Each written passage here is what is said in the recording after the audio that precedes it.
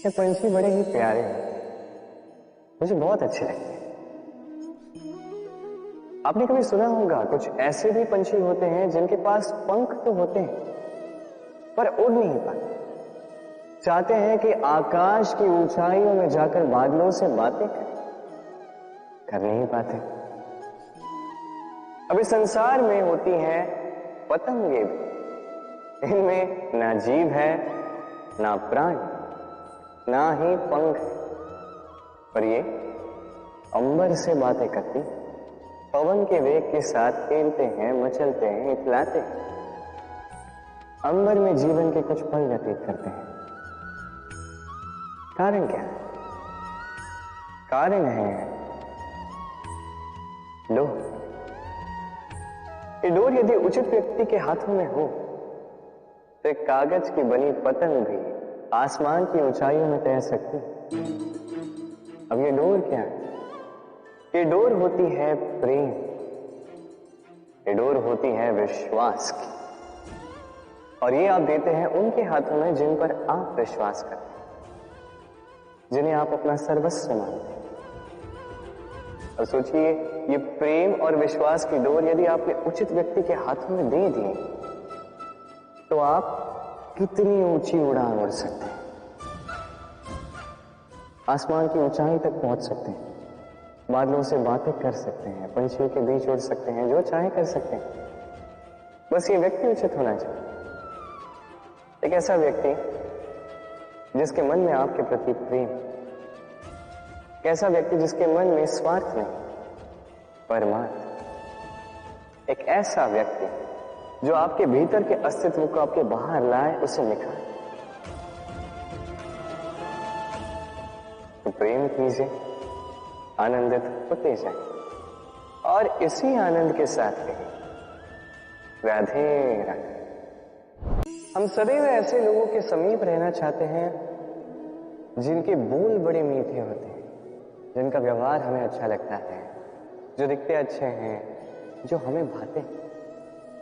और सदैव ऐसे लोगों से दूर रहने का प्रयास करते हैं जो हमें नहीं भाते, जिनकी बातें हमें चुभती हैं, कड़वी होती हैं, जिनकी बातें हम सदैव प्रयास करते हैं इनसे दूर ही रहें, है कि नहीं? किंतु यदि वास्तविकता देखें तो कड़वाहट ही है जो जीवन में मरहम का काम करती है। औषधि कड़वी ही होती, किंतु क्या करती? हमें ठीक कर देती। उसी प्रकार प्रेम का ये पत्ता, ये भले ही कड़वा लगे, खट्टा लगे, इसका फल ये सदैव आपके स्वास्थ्य का लाभ ही करता है। इसलिए यदि कोई आपकी बुराई करे, आपको कड़वे बोल बोल दे, आपके विषय में आलोचना करे, तो आवश्यक नहीं कि वो आपका शत्रु हो सकता है आपका मित्र हो, जो केवल आपका भला चाहता है, आपको सुधारना चाहता है, आप में परिवर्तन लाना चाहता है। इसलिए कभी भी किसी के प्रभाव में आकर प्राथमिक रूप से किसी को देखकर ये निर्णय ना ले कि वो आपका शत्रु है या आपका मित्र। ऐसे भी शत्रु होते हैं जो गुड़ की भांति मीठी मीठी बातें करके आपको विष पिला जाते हैं, और ऐसे भी मित्र होते हैं जो नीम की भांति कड़वे होते हैं पर आपको अमृत दे जाते हैं। तो एक अंतर करना सीखना है, कौन उचित मित्र है, कौन उचित शत्रु है। ये अंतर जब आप सीख जाएंगे तब आप इस संसार के सबसे सुखी प्राणी बन जाएंगे। ये अंतर सरल नहीं किंतु आवश्यक अवश्य है। राधे राधे। तो ऐसा कौन सा व्यक्ति है इस संसार में जिसे रोग नहीं हो?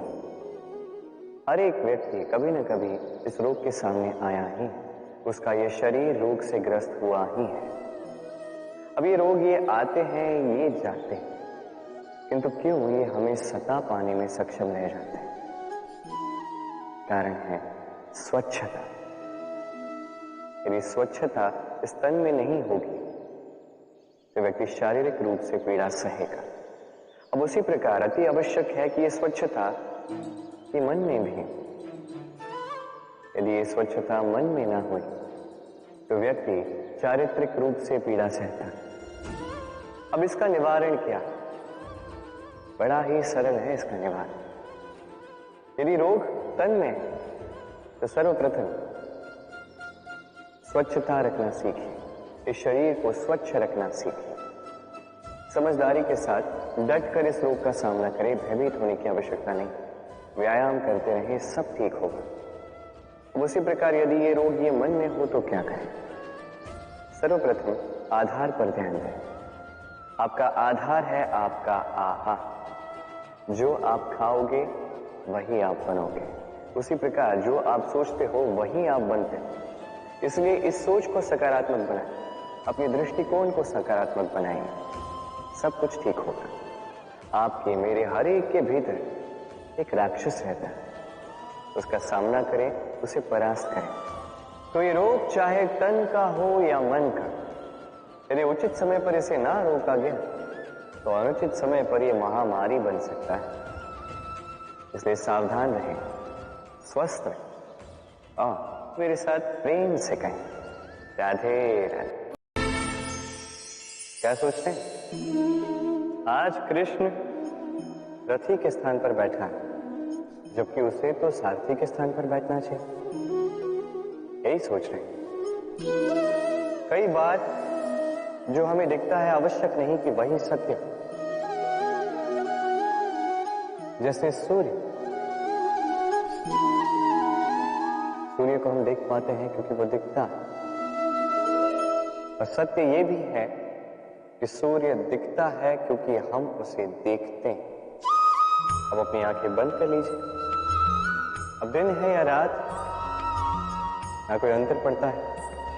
इसी प्रकार धर्म स्थापना के इस कार्य, धर्म के इस पथ मैं सारथी नहीं, मैं रथी हूं। और मैं खोज रहा हूं उस सारथी को जो धर्म, कर्म और भक्ति से भरा। धर्म जो व्यक्ति को उचित मार्ग पर ले जाता है, कर्म जो व्यक्ति को परिश्रम करवाता है, और भक्ति जो उसे उस मार्ग से विचलित नहीं होने देती। आज तक मैं सबका सखा था, सबको उचित मार्ग पर ले जाता था। अब मैं खोज रहा हूं उस व्यक्ति को जो मेरा सखा बनेगा और बनेगा धर्म स्थापना के इस कार्य में मेरा सहयोगी।